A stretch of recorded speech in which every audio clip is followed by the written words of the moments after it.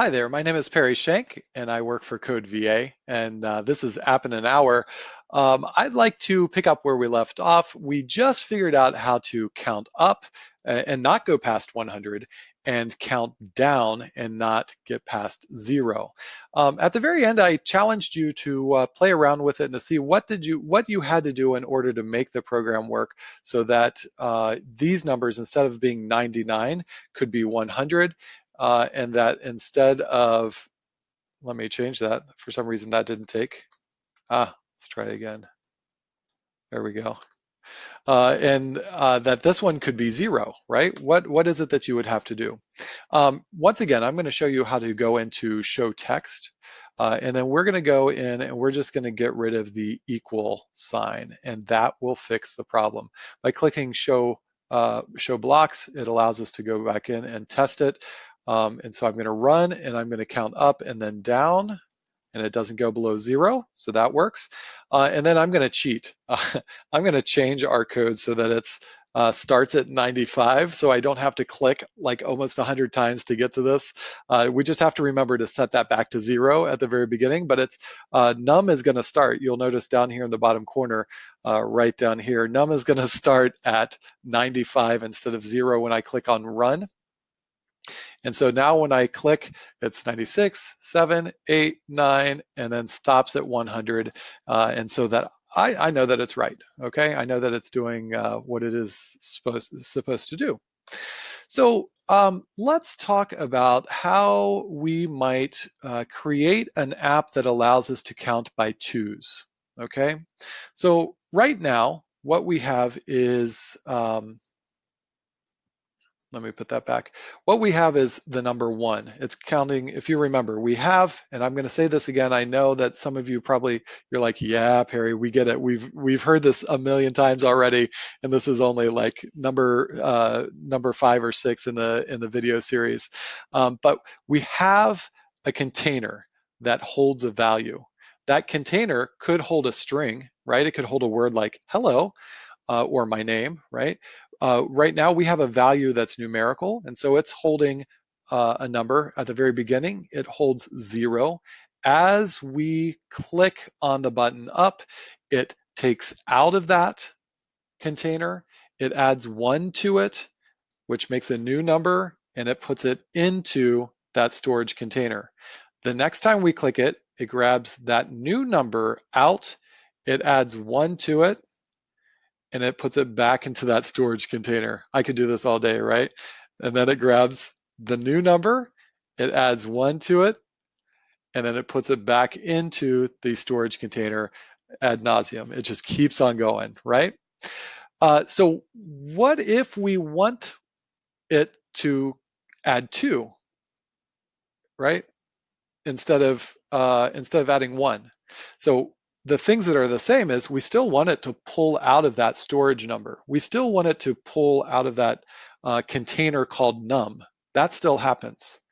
The thing that changes is the value we're adding to it. So this would count by 1, this would count by 2, and this would count by 5, right?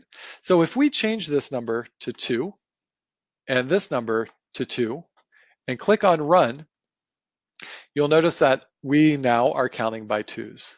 And so we can count twice as fast to 100. Although I'm not gonna put all of that time into there.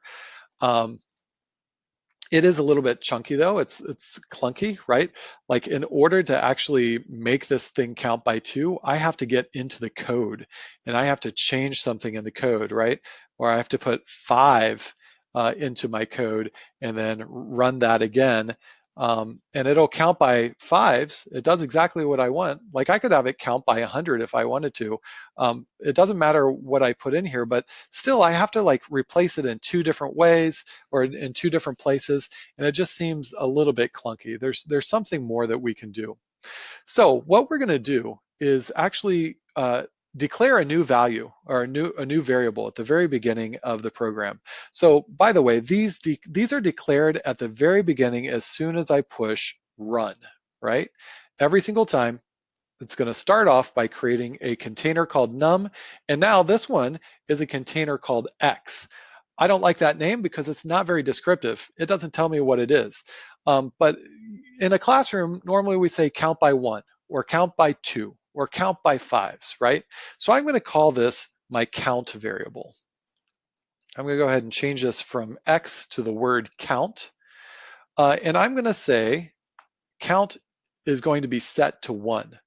Uh, don't say, when you see one set of equals signs, don't say that it's equal to one.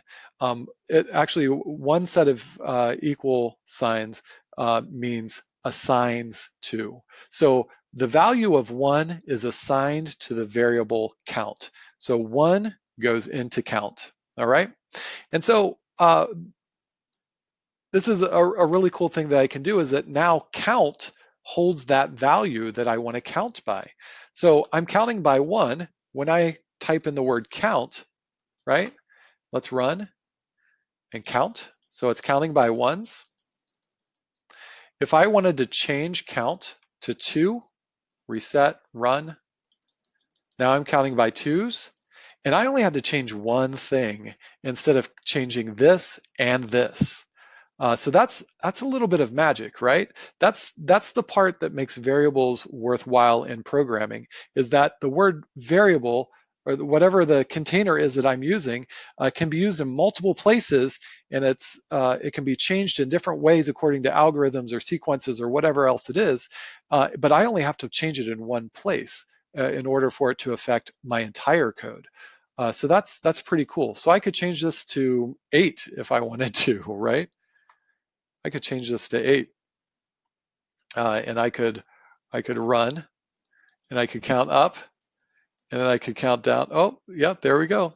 Counting up, counting down. All right.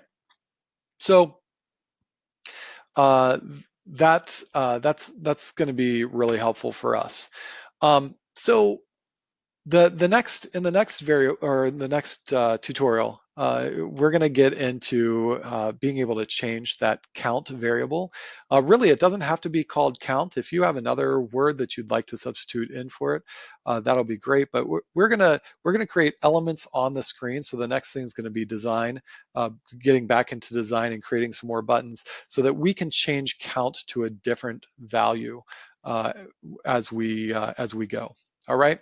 So thank you very much, and we'll see you in the next tutorial.